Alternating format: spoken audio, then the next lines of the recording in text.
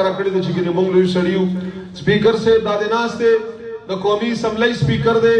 خود دې وطن د دې خاورې او د دې علاقې بچی دی هر ځای هر مقام دی په دې علاقې کې موجود وي تاسو سره ناس وي تاسو په غم خادو کې ناس وي د هغه د کور دروازې په اسلام آباد کې چې هغه سرکاري رهایشګاه دی هغه هر وخت کلاوي خلکو ته د ورځ او د شپې والله که تمیز چا کړی مونږ هر وخت تاسو ته لاس په نامال تکي ولاړ یو سپیکر صاحب ولاړي عاقب الله خان ولاړي زمونږ د پارټۍ زمونږ د دې ډلې یو ملګری یو ورکر هر وخت تاسو ته لاس په نامه ولاړ یو وی به درته انشاءالله په دې باندې درنه مونږ نه یو خلاص مونږ په دې خدمت باندې قسم په خدای د کستړي یو یا په ستومانه یو خو مونږ الحمدلله چې کومه لار د لومبۍ ورځې نه رانیسلې ده هغه به ستاسو په تعاون ستاسو په محبت هم هغه شان جاري ساتو مونږ به ستاسو تعاون هر وخت غواړو عزیزانو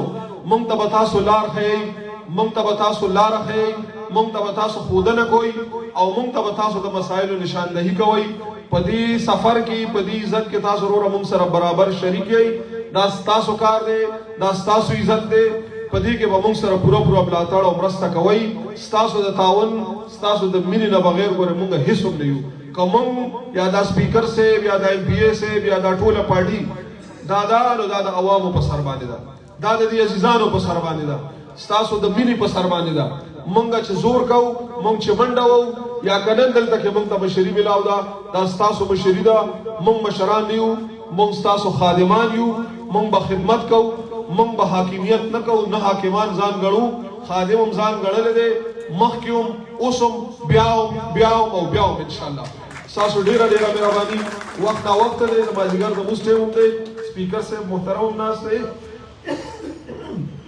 زه غواړم چې زه زیات ټایم هغوی له ورکړم ما خپل د شکریې د الفاظ تاسو په وړاندې پیش کړل یو ځل بیا ستاسو ډېره مهرباني مننه عزتمن شئ چې په دې دومره یخ موسم کې تاسو برداشت وکړ کښېناستئ ستاسو ډېره مهرباني کورونه او آباد السلام